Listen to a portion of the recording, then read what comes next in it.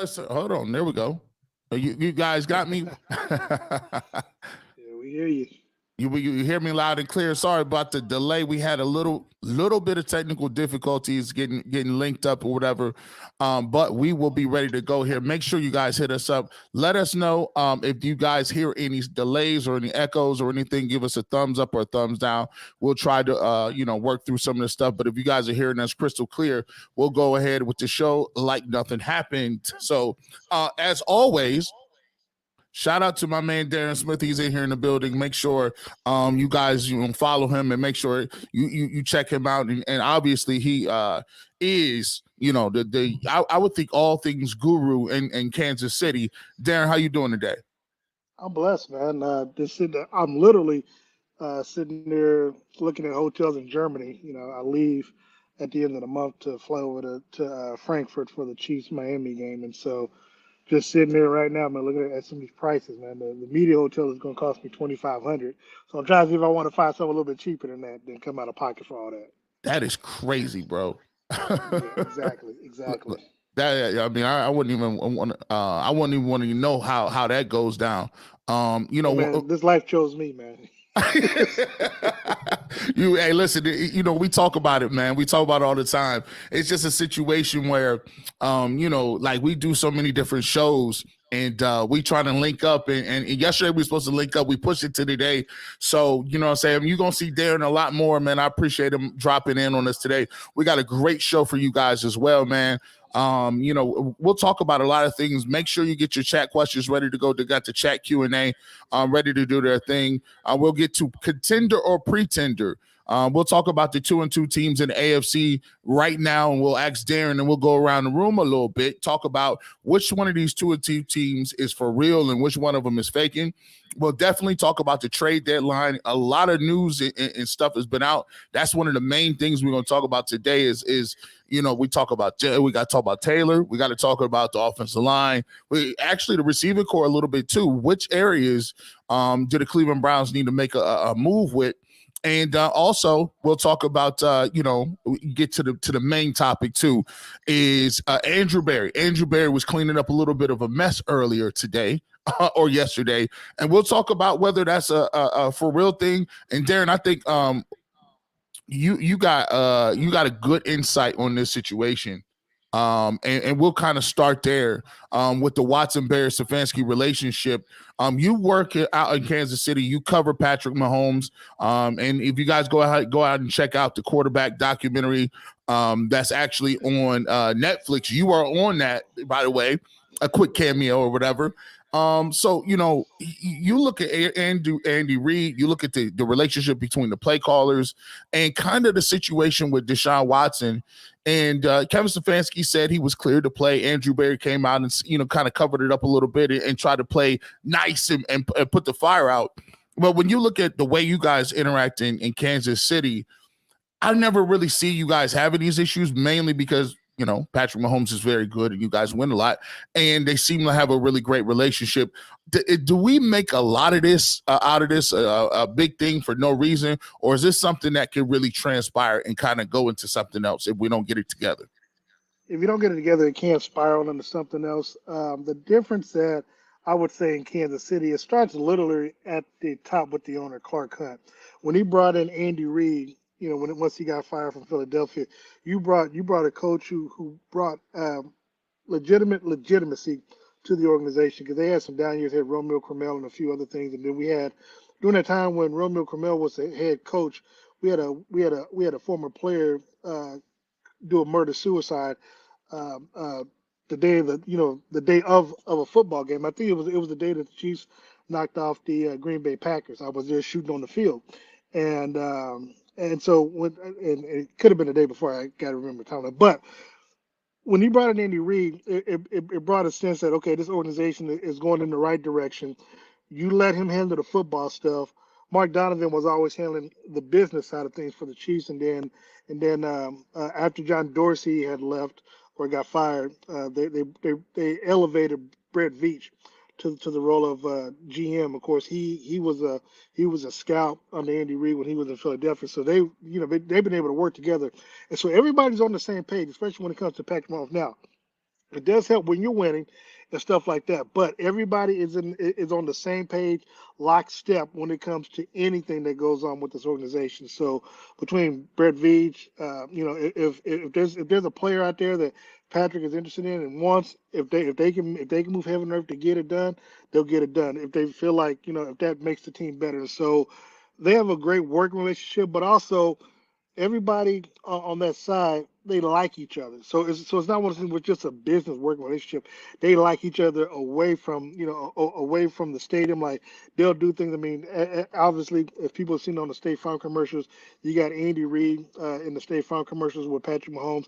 Obviously, Patrick and Travis Kelsey got their own relationship. So I mean, these players or they generally like each other, and that's something that you don't really.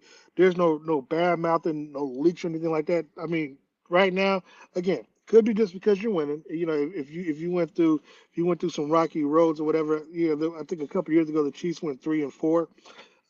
But they turned things around. They had players meeting, they turned things around. So when it comes to stuff like that, I always say it starts from the top because you know Clark Hunt, like I said, whatever type of business acumen or personality that he is, once you brought in Andy Reid, everything trickled down from there because they knew you put Andy Reid in place, he's in charge. There is no question or anything like that. So nobody's gonna really question Andy Reid player wise and stuff like that. And so yeah, if you do not if they don't have a consistency, yeah, it can't spiral into something else. So I do believe Andrew Berry did the right thing, and it could have been something as simple as maybe what Keyshawn or Richard Sherman said, the day before on Undisputed, where, Deshaun might have made a phone call, hey, you need to clean this up, because at the end of the day, $230 million, he ain't going nowhere.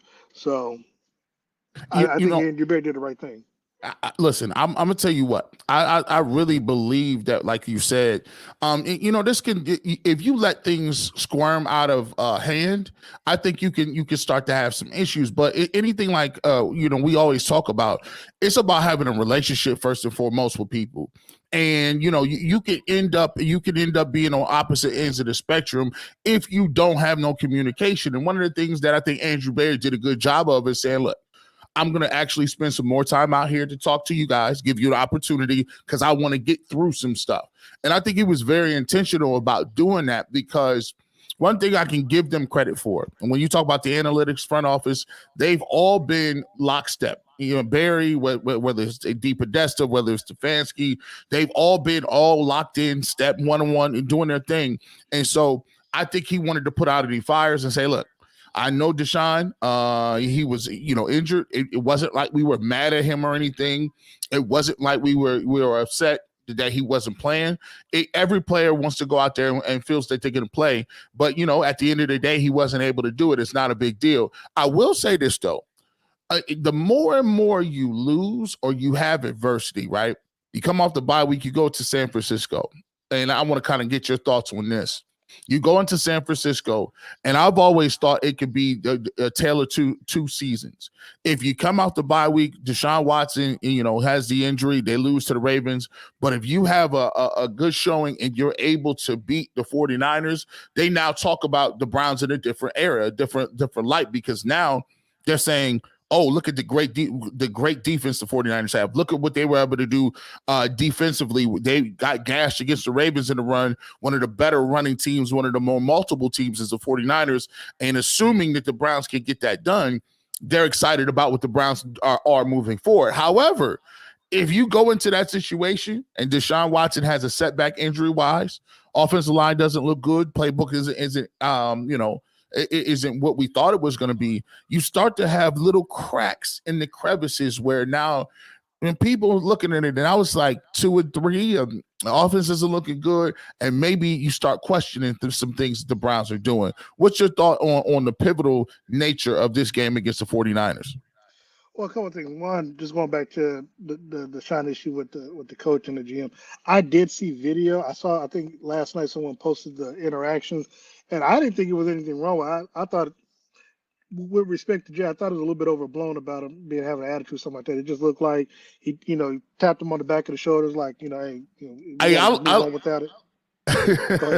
I liked that what you just said right there. I thought that was a little. I didn't think he was mad or nothing. I thought he was going to storm off and be like, yeah. I just think it just, I mean, look, the man said he knows his own body. If he said he can't go, I would rather in that situation he set out, because like you said, if he plays and gets injured, then I mean, then it was like, why'd you play him at all, if at all? So better to err on the side of caution versus versus the alternative. And so, but going into this game, I'm gonna be honest with you, man. I mean, I was literally looking at some stuff last night for my show, because I got Sean Merriman on with me this evening. You all are welcome for that, by the way. Lights out. But yeah, but look, man, I've been singing Cleveland's praises all off season, and even even as much as this past week, because they have the number one defense in all of football. They are literally 300 yards ahead of the number two defense, which I think is the Dallas Cowboys. And so for me in that game, they can win that game even if the offense doesn't play extremely well, if they continue to be physical. And one of the things that they talked about this week on national TV is the physicality of the San Francisco 49ers, both on offense and defense. I think that if Schwartz brings that defense, and we've seen all the stuff that he's done over the last four games. I think if he brings that type of energy and brings the physicality to the 49ers, meet force with force, I like you all's chances. Now, of course, Deshaun has to be close to 100%. But the biggest thing is that offensive line, especially the tackles, are going to have to hold up against Bosa and Warner and the rest of those defensive players, because they're going to bring the heat, and they're going to bring the pass rush. And so it's really it's really a situation where at the end of the day, if Deshaun Watson and those receivers, look, I I kind of blame you a little bit, G, because you kind of made me drink a little bit of that Elijah Moore Kool-Aid. But that Elijah Moore Kool-Aid was potent in the city. Yeah, it was potent, man, but it was a little bit too much sugar for me. Pause. But be that as it may, I think. Well, we'll go into it later, but I do think that there are some moves that the Browns can make that could probably strengthen their wide receiving core right now. But look, the one thing that we have noticed is that Deshaun has only really been on point when it comes to Amari Cooper. We still haven't seen anything as it relates to Goodwin yet, in stretching the field. And again, all this jet sweep stuff when it comes to Elijah Moore, I'm good on that. Let me see you do some stuff in the open space down the field. Yeah, well, listen, we're definitely going to get back to that, and I think a lot of people were saying to myself, "Hey, let's see if we can, go ahead and get rid of some of this jet sweep motion stuff, because that has not been hitting at all for the Cleveland Browns." We're up against our first break. When we get back, we will talk about trade deadline moves. I think this is going to be a trade deadline period where it might be active for the Cleveland Browns. We'll talk about the position groups we're looking at and position groups that we will get to. It's G. Bush in the Barbershop with Darren Smith. Make sure you come back. We'll be right back on the other side. Oh, you know what you got to do, man. Hey, listen, shout out to Jason and the phenomenal barbershop crew. If you're going to be named the barbershop, you got to have one of the best barbers in the game. Check out Jason. You can book appointment today, 216-385-8861 at Phenomenal Barbershop. Phenomenal Barbershop is located in Lakewood at 11827 Detroit Avenue, Lakewood, Ohio, 44107. He takes appointments. You can book online. You can book it on the app. You can definitely get a hold of him. You can make an appointment by telephone. And one of the great things about Phenomenal Barbershop is they got a really great location, really, really nice area where you can just hang out. It's kid friendly. No cursing. They don't do a lot of cursing. No crazy stuff on TV, and you can watch the game. So it's a really family friendly environment. You can talk to Jason and get everything going out there. So shout out to Phenomenal Barbershop. That is 216-385-8861. Shout out to him and make an appointment today. All right, well, let's get back into it, Darren. We talked about the trade deadline beforehand, and I think this is going to be a situation where I think the Browns might actually be in the position where they might need to make a trade. And one of the couple of positions I talked about, and we you look at the situation with the running back position, and I think that you can make a case for Taylor, but the oddball for me, Darren, is the fact that you got Jed Wills And I mean, I watched the all 22, big homie. I went back and watched all 22 again. He's getting beat not only on the pass protection, but there's a lot of run plays where there's some meat on the bone. There's some yards to be had there, and we are one or two guys from breaking a big play, especially on the outside side zone plays. There's those two or three times where I see Jadeveon Clowney just make a quick inside move, beat Jed to the spot, and guys are getting hit in the backfield. And I know shout out to Jason Lloyd. He's taking a beating for this. He's taking but he should, as he Deservedly should. so. We everyone that had two eyes was trying to tell him, listen, man, this guy is not it's not the fact that he's a situation where he's just average or below average. He's at the bottom in terms of the entire league. And there's times where Deshaun Watson and DTR do have guys open downfield, but they can't get that extra second. They can't get that time to look and throw the football. And we mentioned it today. Chris Rose was not a big fan of making a move for a left tackle, but I'm telling you what, I don't see, especially now that Deshaun Watson's shoulder is hurt. I don't see how they maximize his offense if they don't figure out how to either help Jed Wills or find somebody else, to come in and take those snaps. Your thoughts on the offensive line and Jed Wills and the possibility of a trade? Couple of things. I guess I would first ask is who would who would trade your left tackle? Like what left tackle would be available that's better than what you have now? It's kind of a twofold question, because then I would ask, you all should have some depth on that offensive line. Are the people who say is the person who's second string actually worse than what Jed Will is? So like if Jed Will went down, could the next person step up and be better than what he's performing out there? I asked it to say, like in Kansas City, if one of our tackles went down, we do have the depth that somebody could step up and still play well enough to keep Patrick Mahomes clean. So I guess that would be my first question: is the second stringer there worse than Jed Will? Because Jed Will could just be starting because of that contract, and they picked up a fifth-year option, him being a first-round draft pick. There are a couple guys that they talked about with that, and there's a few guys that they mentioned. The left tackle for the Denver Broncos, and here's the thing: they're talking as if they're assuming that because the Denver Broncos are having the struggles that they would trade you to them. Bull kind of talked about him a little bit earlier. There's another guy under Colton Miller.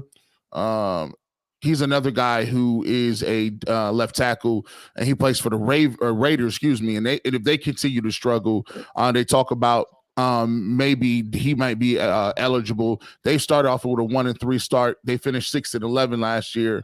So there's a couple of names out there, but here's the thought process: the Browns don't really even have crazy picks like that. So even if you did get one of these guys and it takes, I don't know, third, fourth round pick to get him, are the Browns willing to part with that guy? Is that person going to be that much of an upgrade for Jed Wills? I'm gonna put it like this: there's two needs that you all need, and I think it's greater than the running back. I think you do need a left tackle, and you definitely need a wide receiver. When it comes to the left tackle, I mean, again, depending on what the ask is for the particular team that you might be going for, and like I said, I don't know the draft capital that they have right now. Switching off right quick to wide receiver, I know he's disgruntled, but I tell people all the time, it could always be the situation, the organization, and the quarterback. I do think I think Chicago's willing to take a sixth round draft pick. I would look at bringing in Chase Claypool out of Chicago, simply because one. Look, man, people say he's malcontented and whatever. Bro, Okay. that's a losing organization right now. I would not want to play there. Ryan Poles was from Kansas City. He sat in front of me and my co-host a couple of weeks ago when the Bears came to town, and I felt bad for him, but I also didn't feel sorry for him because he should have hired Eric Bieniemy as a head coach up there. But but be that as it may, I mean that is a very bad organization, and there's a reason why Caleb Williams put out a list of teams that he wants to play for, and the Bears aren't one of them. I mean, why go there for your career? You know, what I'm saying to die basically. And so I think he would be a good addition because one, you need somebody opposite Amari Cooper that can, saying that can produce and make some plays. Again, I'm not saying Elijah Moore and Marquise Goodwin aren't it, but the connection just isn't Um, there right now.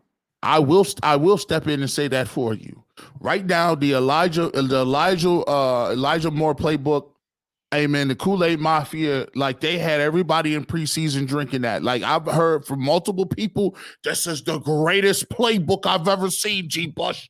Elijah Moore's unstoppable reverses and throwbacks. And first of all, I ain't even seen no new offense. Second of all, he has been underwhelming. And third, I would definitely take a flyer on Chase Claypool. See, I like the way you think because a lot of people think because you're a malcontent somewhere else, you ain't gonna be a malcontent. You gonna have the same type of attitude here. He plays for the Bears. The offense is terrible. We all knew that the offense is terrible. The quarterback called out the offense.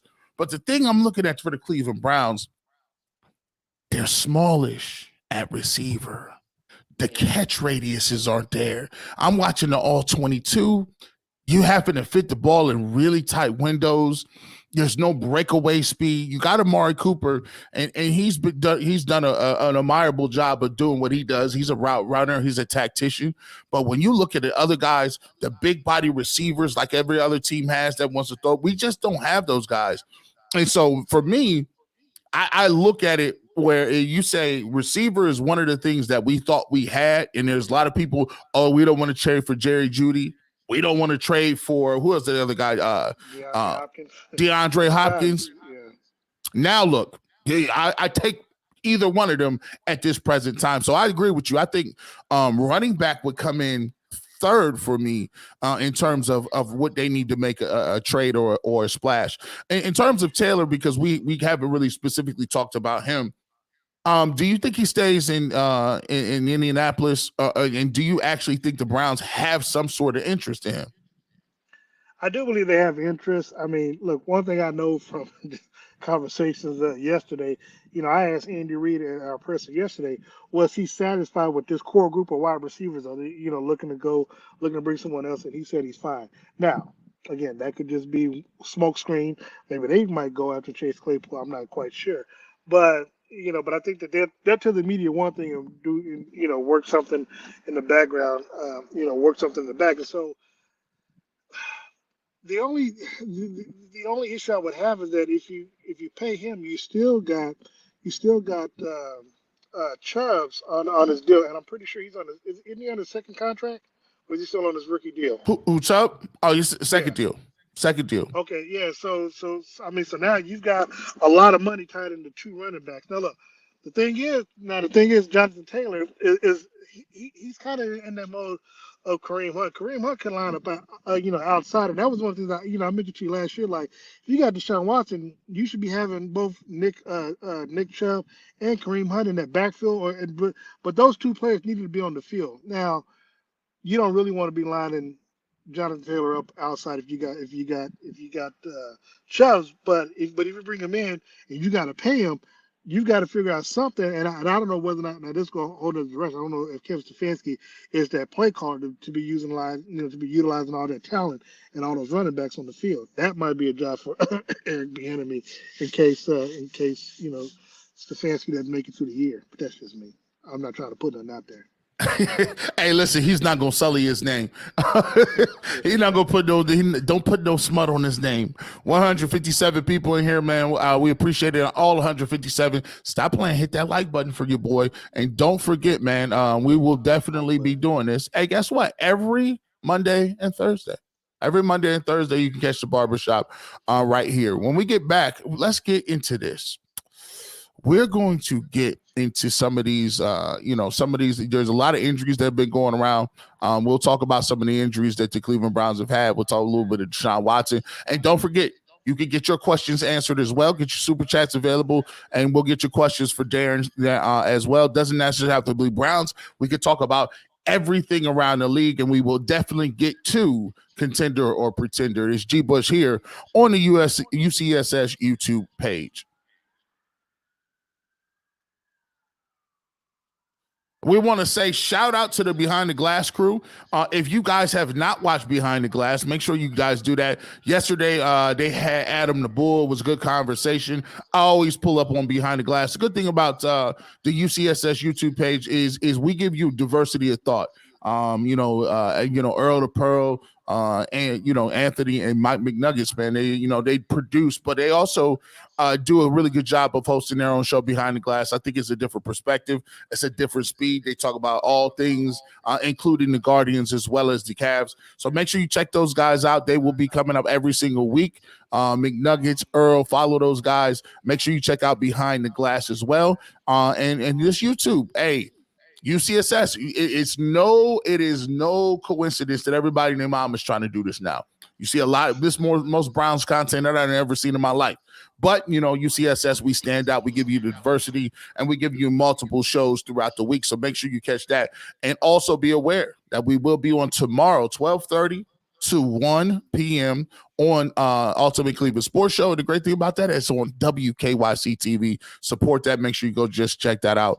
And make sure you do that tomorrow at 12:30.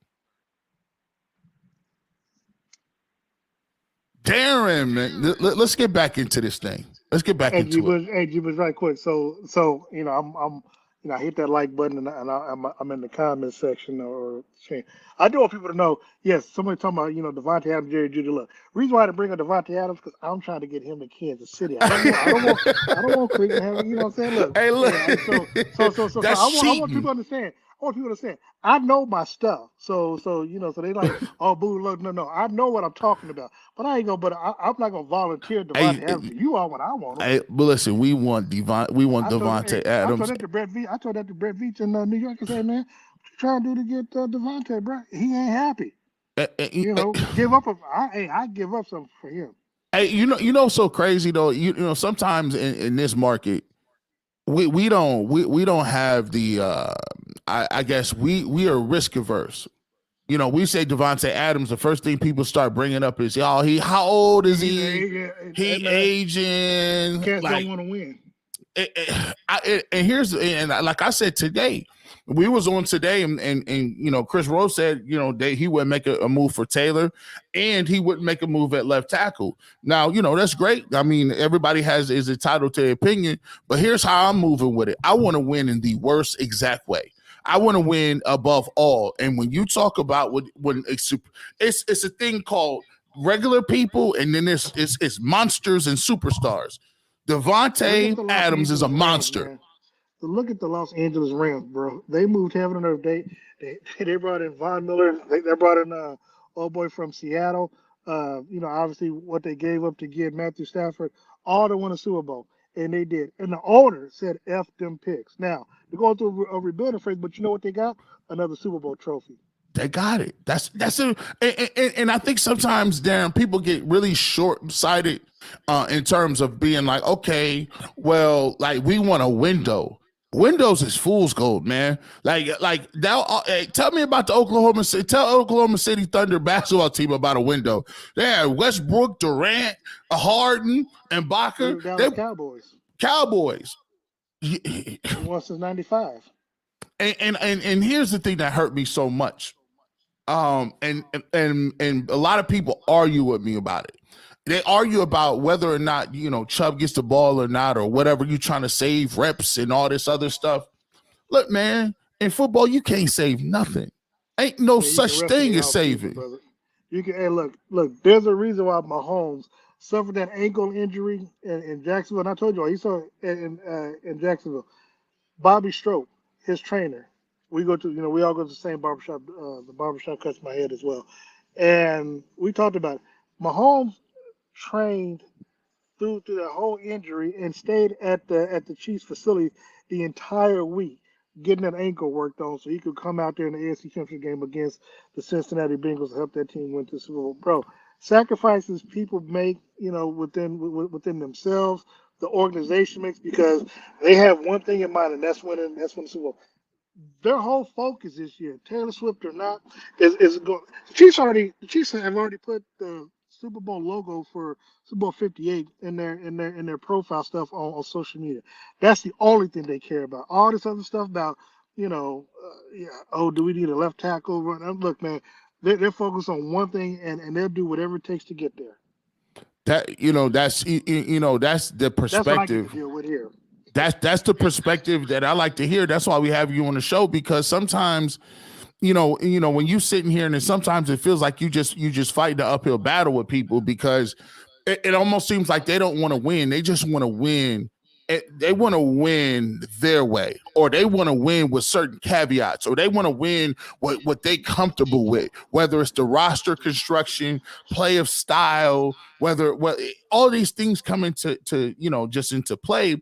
And when you look at these other cities and other places, I just always say, man, they don't play no games like that. They come out and they're ready to turn over every single leaf possible or stone possible in order to get to the top of the food chain. And I could just respect it.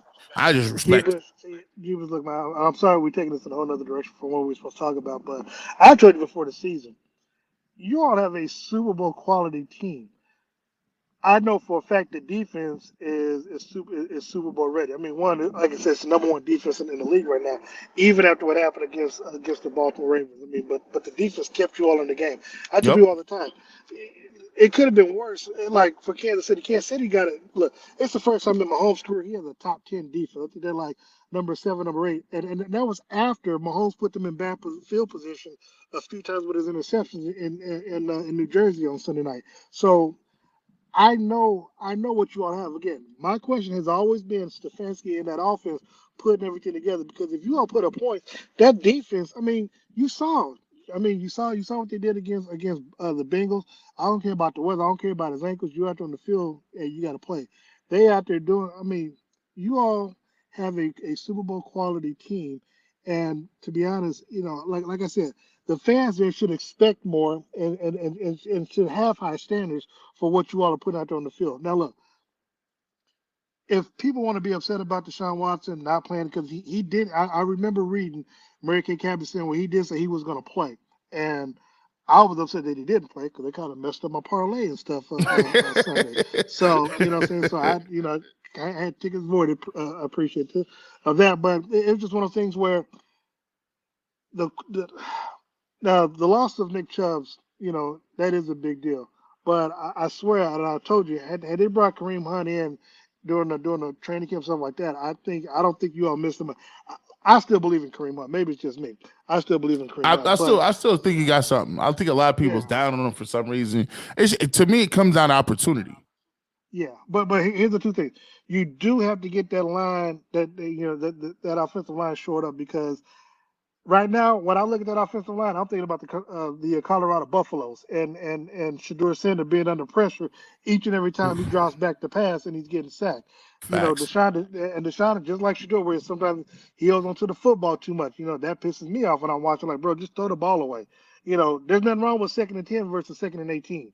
I mean, there is a big difference in the play calling of that. Right. So for me, if that offense gets on point, if that offense ever gets on track like they did in week number 3, that game right there, let me know that this is a Super Bowl quality team because you got the defense. Jim Schwartz got that. He's got that over there. Stefanski, I just need you to get your act together over here, and then we good. When the AFC Championship comes, I'll invite you all over to my restaurant, Dave's Barbecue, and we're gonna fellowship. Now we're gonna send y'all home with an L, but you're gonna be Hey, well fed over here. well, at least we got a good plate of food, man. We get some good food down there. Let's get to this contender versus pretender. So what we're gonna do? We're gonna go through the 2-2 teams in the AFC, and we're gonna go through and we're gonna pick our contenders versus our pretenders. Let's get to. Let's see. Move this in here. Let me see if we can. Here we go. Mm. Let me put you back in here. Contender or pretender? Let's start. We'll save the Browns for last. Contender or pretender? Let's go with the Pittsburgh Steelers. What's your thoughts? Think they're pretenders. Without a solid quarterback, I think Kenny Pickett is going to be out for a minute. I got them as pretenders. So you got the Pittsburgh Steelers as pretenders. I think they're pretenders too. That's why I was so mad that the Browns gave up one to Pittsburgh. That was the New If York Jets game right there. yes, it was. If you just don't mess it up. If you don't fumble the football, if you don't throw interceptions, they couldn't move the ball past half, midfield. So that was a game that the Browns should have been in from start to finish. I agree with you. I think that's a pretender move as well. I will give them credit though. Right now, bro, I'm pissed though because the Browns should be 4-0, but that's a whole other story. Yeah, don't it always seem like after the first 4 games we always talk about what we should be. Yeah. It's just one of them things. Let's keep it pushing. Let's go to the Los Angeles Chargers. You look at it, Mike Williams is out for the season. Their coach, he still does bonehead things, but they've been able to put some points on the board. That team, the Chargers, in your neck of the woods out there in the AFC West. Your thoughts on the Chargers? Are they pretenders or contenders? As much as I don't care too much for Herbert, I'm still going to leave them as a contender, as a wild card. Then obviously I'm winning the division with the Chiefs here, right? But I'll give them a little bit of respect as a contender. As a 2-2 team, now don't get it twisted. I said they were pretenders amongst all of the AFC teams. But if I'm going to narrow it down, I said that earlier on UCSS. If I got to narrow it down to the 2-2 teams, out of these teams that's here, I gotta go with the Chargers. I'm gonna call them contenders, especially I think they're one of the more talented teams in this list right here. So I'll agree with you. Even with Mike Williams being out, they still got Bosa, still got Herbert, still Eckler will be coming back. So I think they got one of the better rosters for a 2-2 team. Let's get to the Colts. Indianapolis Colts. Anthony Richardson is a guy who I'm gonna just say they're pretenders. Yeah, not with a rookie. No. Now here's the thing: one of these other rookies, he been looking kind of good. I will say with the Colts, the Browns got that game coming up. They better win that game at Indianapolis. I'm gonna go with a pretender for the Colts. I don't think Anthony Richardson is ready to make no steps, and they may upset a few teams or keep a game close, but no, they're pretenders. Jacksonville Jaguars. They had a little bit of a darling season last year, made it out to Arrowhead and got beat by the Kansas City Chiefs in the playoffs. What are your thoughts on Lawrence and some of those guys, ETN for the Jaguars? See, I noticed the entire NFC South is 2-2 right now. The problem is that I don't know what to make of Jacksonville because they played Kansas City kind of close but didn't score a touchdown, and then of course the following week. What they did to Atlanta and England, I'm like, seriously, where was this team at? So I'm gonna put them down. It's hard because in that division, any of these teams can win. So I'm put them down as a pretender. I'm gonna shock myself and put them down as a pretender. I'm gonna go with I'll go with, man, this sucks. I'm gonna go with, I didn't believe in Jacksonville. I think they're a pretender. I think the Browns will end up beating them. I think they had a nice season. They overachieved last year. Now they do have some good talent. Zay Jones is coming back. I don't know if their defense is going to keep people out of the end zone, but I look at it. I think they overproduced a little bit last year. I think they dropped back and regressed a little bit. I got the Jacksonville Jaguar as a pretender. Tennessee Titans. We just saw those guys. Derrick Henry had a bounce back game the week after the Browns. However, Ryan Tannehill, and DeAndre Hopkins haven't really hooked up well. Don't really have that much firepower offensively. Your thoughts on the Tennessee Titans? It's funny because you look at their schedule. Their schedule is winnable to where they got some teams that they could actually put some wins up against. But again, it goes back to quarterback play. I just don't trust Tannehill, man. And so, if you're going to run the offense directly through Henry, I give you a chance. But I think only one team is coming out of this division, and shockingly, is going to be the one, in my opinion, is going to be the Houston Texans. I think the Texans are going to. I think they're going to surprise the people. Yeah. Listen, let's go ahead and just jump on that. Houston Texans, C.J. Stroud's playing at an iconic rate. He's playing at this dude, so much for the Ohio State quarterback thing where quarterbacks can't play. I mean, he's thrown I think he's the first quarterback in history to throw over 250 yards in 4 straight games. I mean, he's been spectacular. I look at, you could ask about coach of the year. They might have it. They might have offensive rookie of the year. They might have defensive rookie of the year. I really like their roster. Defensive rookie of the year coming out of Philly. It's gonna be Jalen Carter. Listen, they got to put Darren. They got to put somebody else up for the award. Jalen Carter out here playing right. Like there's like, oh, you let me drop.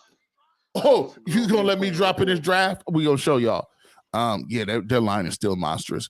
But I can't help but think that he's gonna fall on some sort of tough times. I don't know. I just don't know. Well, I mean, look, he's gonna hit a rookie wall, but again, that division is so bad. Again, everybody's 2-2. You just have to not make mistakes, man. And if I'm correct, I don't think he has any interceptions so far. And so, and one of the things that I remember watching earlier, Aditi was talking about, he's asking the right questions. I mean, he's asking the defensive players, what do you see? You know what I'm saying? So it helps him out. So he knows when he's out there on the field, if he sees something, he knows what it means, and he can maybe shy away from it or attack it. Now, Larry Tunsil down there, so his blind side is well protected. And I got a chance to talk to CJ during Radio Row back at the Super Bowl. I mean, he's just the nicest kid, man. He reminds me of my nephew. So to me, I'm rooting for the kid's success, and I think because one, you do have that stigma coming out of Ohio State, but he was a damn good quarterback, man. And look, Yep. I always say that. It depends on where you go, the organization, stuff like that. But Houston, they wanted to turn directly away from Deshaun Watson and start anew. And so I think bringing in D'Amico Ryans, obviously getting our boy from Alabama, the defensive guy. I talked to him when they came to Kansas City, and then having C.J. Stroud. So you have a cornerstone on both offense and defense, man, that you're able to build around, man. And of course, Houston also drafted one of his teammates from Ohio State, if I remember correctly. I think one of the wide receivers. So, I mean, they're doing all the things correctly that you want to do if you're trying to rebuild and start over. And so they gave D'Amico Ryans a nice 5-year deal. Let him just build that organization up or build that team up the way he wants it. And look, if he's going to be a defensive minded guy, you bring in the right guy for OC for him to work with him. I just think they're doing everything right, and I think everything's going to come fast. Now, yes, will he have some adversity? Yeah, all rookies will, but I just like the makeup of this team. But I like the makeup of him as a person, the character of him as a person, and a player in C.J. Stroud. Listen, I'm gonna go. I like all that. You almost persuaded me. You almost got me. I was like, man, that sounds real good, man. You almost got me. But I'm listen. Trevor Lawrence, do not make me look stupid. I'm going to pick the Jaguars as the 2-2 in that division, but he brings up a very good. They're going to be 2-3 after this weekend. They're going to be. They play Buffalo. They're going to be 2-3. So now you face another uphill battle after that. This guy, man. I see why they pay you big money. You persuasive, huh? No, they got to do spot me first class like they do. I'm good. Last but not least, the Cleveland Browns on that. I got the Browns as a contender, but here's what I'm going to say. I'm going to find out a lot about the Cleveland Browns this week. Because under no circumstances can they look the same way they looked last week. And I don't care if they is playing the 49ers. I need a solid showing. I can't, because I need to see Deshaun Watson. Like, this is a game. What showed me last week was the only way Cleveland Browns going to win is if Deshaun Watson is nice. That's it. There's no other ways. Like, he has to be that dude. Like, because all the rest of the guys on offense, they've underperformed to me, except for Amari Cooper. Well, here's the thing. There is one other way. He does have to play nice. But here's the thing. You need the Cowboys. Again, you need this game Sunday night to be a physical game. So, again, the Cowboys, number 2 defense. San Francisco's in the top 10 too. So you need to have a hard hitting game, like a physical game, like a Micah Parsons putting Chris McCaffrey on his back type game. Now, if you can get a physical game where it's not high scoring on San Francisco, because if it's high scoring, they've gotten away from it. But if it's a low scoring game, that means both teams are running the football and there's some pounding going on. Mm-hmm. that helps because you kind of soften up San Francisco going into going into next week's game. So that would also, because again, you have to have the defense Schwartz and them being real physical, attacking McCaffrey, and put, man, what you got to do, you got to get after that quarterback Purdy, put him on the ground. Again, look, I'm old school. The quarterback must go down. The quarterback must go down hard. That's just how I am. Yeah, and I say that exactly. They got to get after him. Tim G says that's right with Watson, not DTR. No, no, Um, no, no, no, no. It's Dorian. He don't yeah, get the yeah, yeah. all. You're right. It's Hey, Dorian. Come on, Dorian, bro. we not giving his nickname. We did the same thing with John You got to Johnson. earn that. You You got got to no earn that. more nicknames, bro. G. Bush, what would you like to see? Would you like to you take as good a sign for this week after the bye? I would like to see them actually executing and giving up so many. Like, see, when y'all watch 3 all 22, is one guy away. It's not like everybody they're getting pounded or destroyed. It's one guy on the edge holding, one guy false start, one guy not making a block, one guy not wanting to run right route, one guy not looking at the right progression. I want to see those guys fight. I need the defense to show up the run, and it'll be a good test for the defense because the 49ers are going to really kind of, test them defensively in terms of they run the ball from every different angle and location. So they're going to make sure that they test them and make sure they're going to have gap integrity and see what they got going. So we go ahead. I'm telling you something right quick. Seriously, what I'd like to see is I want to see, and this is what I always liked about Kansas City. We talk about iron sharpening iron. If your defense is that good, it should be making the offense that much better because you got the number one ranked defense. If I'm Stefanski, I want these boys being physical with these wide receivers in this offense this upcoming week because that's what you're going to be. Because that's what you should be expecting out of San Francisco. They're going to be real physical, with these wide receivers and these running backs and stuff. So for me, if I'm Stefanski, I want Schwartz bringing everything against my offense this week because that's what they can expect going into next Sunday's game. And so if they can withstand that, you got a better chance of winning because you already know what to expect and you'll be prepared for it. We got about one more. We got about 10 more minutes here to go. We started at about 5 after. We get you a little bit of overtime. We did have a little technical difficulties. We got one more segment coming up. It's the question and answer.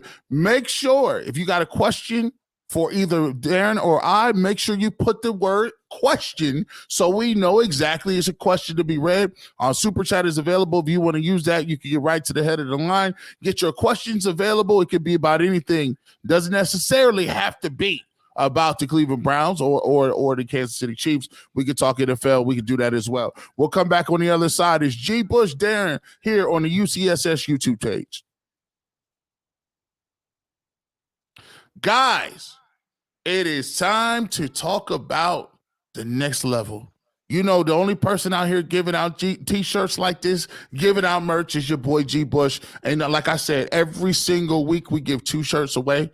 We give 2 shirts away to everybody who is in the drawing. And you get an opportunity to win just by listening to the code word of the day. So barbershop giveaway winners. We got 2 new winners, and we definitely got to shout those out. First of all, we start off with Jamison Meyer. He won one of the Kool-Aid Mafia T-shirts from Bowling Green, Ohio. Derek Downtown Dansby from Cincinnati, Ohio. He's in the Kool-Aid Mafia. And Andrea Russo, Carrollton, Texas, in the Kool-Aid Mafia. Emma Lewis is from Moorhead, Kentucky, and we in the Bluegrass State. We support the Kool-Aid Mafia. Brianna Zimmerman from Amherst, Ohio, is in the Kool-Aid Mafia. Mark Mantia, Gardner, Kansas, and Matt Cantor, Frisco, Texas. Tanisha Salters, Barb Weiss, and last but not least, Zane Longer in Mentor, Ohio. So, we give out T-shirts every single week. These guys are supporters of the barbershop, and all they had to do is listen to the barbershop as I gave the code word of the day out, and they emailed me with the code word, and they got the T-shirts. We sent all those out, and we will give away 2 new winners. Stay tuned next week. Next week on Monday, we will start and we will give two. We will give out the words of the weekend, and you'll be able to hit us up at gbush91, and you will be able to email us and get entered into the Kool-Aid Mafia t-shirt. You can also purchase if you want to. If you just like G Bush, I ain't got time for all that. Just give me the barbershop and give me the gear right now. You can purchase your barbershop gear and merchandise at bushlinebeauty.com/barbershop. That is bushlinebeauty.com/barbershop. And that link will be in the description.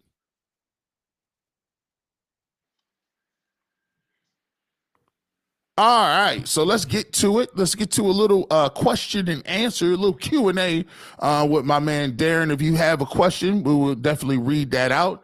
Make sure you put the word question on there so we know exactly what you want to talk about. So let's get to it, man. Let's do it. Let's see. First question. Let me see.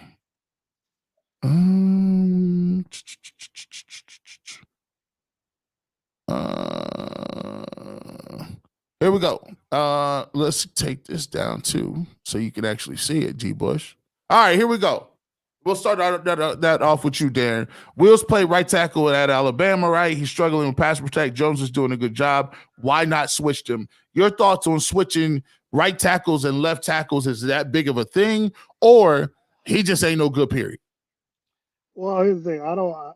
He might not be as good. I don't know if Jones has ever played left tackle. I think he might have played right tackle at Ohio State. He So did. there is a big difference. I know when the Chiefs acquired Orlando Brown a couple years ago, he had wanted to play left tackle. I think he did play left tackle sometime in college or in high school. So he had a little experience there versus what the Chiefs did when they brought in Jawan Taylor from Jacksonville.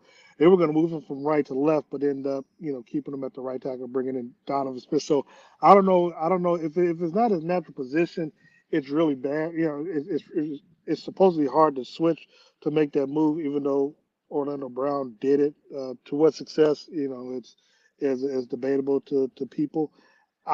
Look, if his backup is that bad, then I don't see why not. I'd at least try Jones out. But again, you got $230 million invested. I don't know if that's the best. If that's the best thing to put a rookie out there. Now he is massive. Being in Kansas City when they came, I looked down at my binoculars and I saw just the massive size difference between he and Deshaun Watson, and I'm like. I would have put him on the left side. Look, I would have put him on the left tackle first day of training camp just to get that boy, get him some reps in because he is so mammoth. But the good thing, if you notice, they hadn't really called his name out the last couple of weeks. So as Yep. long as to me, if you're not calling his name out, he's doing a pretty good job, or relatively speaking. So um, it'd be cool to try it out, but because you got so much invested, you really can't take that chance. You really have to go out and try to find you some a proven left tackle. Yeah, I agree. You go give me a left tackle. I think DeJuan Jones is doing a good job over there. And I think they got to make a move with Jed Wills. To me, that's the biggest glaring thing right now. One more, I saw predictable routes that don't require a lot of reaction from the defense, predictable play calling, repetitive looks, and the order of the read set up the quarterback to fail. What are your thoughts on the game plan and just in general? Because you see a creative offense week in, week out. Comparing the two, does this offense look like it's kind of stale? Hey man, I'm gonna be honest. I was really trying not to say this because I do respect the Kool Aid Mafia and the fans of Cleveland, but there have been games this season, man. I'm looking at Stefanski's play call, thinking like, man, this is worse than high school football play calling right now. I mean, because it's like there truly is no creativity, and if everything you do revolves around a jet sweep with Elijah Moore, and that's your form. No, seriously, man, no, because I mean, because I'm a fan of football. And I'm a fan of smart football, and what I see look, Andy Reid does stuff up here, man, that drives me crazy sometimes because it's like, bro, you do all that, and all you had to do was get 1 yard. Like, come on, man, and it'll be 4th and 1, and they do some trickery where they lose 6 yards. Like, what the hell? Just run the ball up the middle. So little stuff like that bothers me. And so, but when I see his play calling, there's really no creativity. And again, I don't know what Deshaun may or may not have been doing with these receivers in the offseason training camp to where they don't seem to be on the same page. Look, I've called Patrick Mahomes out. I called him out about that yesterday. Like, bro, I'm not seeing no connection with you and these. The starting wide receiving group from the Kansas City Chiefs have a combined total of 22 receptions for 273 yards. The damn rookie for the Los Angeles Rams, Puka, has 39 catches for It's 504 crazy. yards. I mean, to me, I mean, my eye test is what it is. So when it comes to the play calling, I'm very disappointed because it looks no different than a high school coach calling plays out there right now.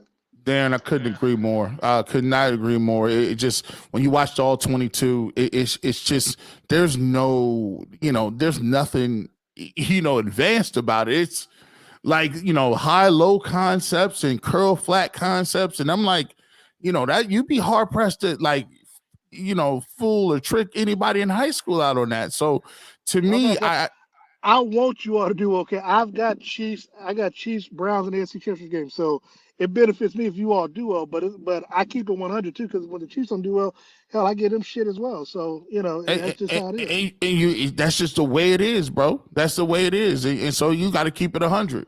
Got to keep it 100. With that being said, we got to wrap it up, man. Darren, we appreciate you coming on. We always Always. I always love dropping gems with you. And for anybody out there, where can they find your work and anything that you do? Drop it out on YouTube or on Twitter.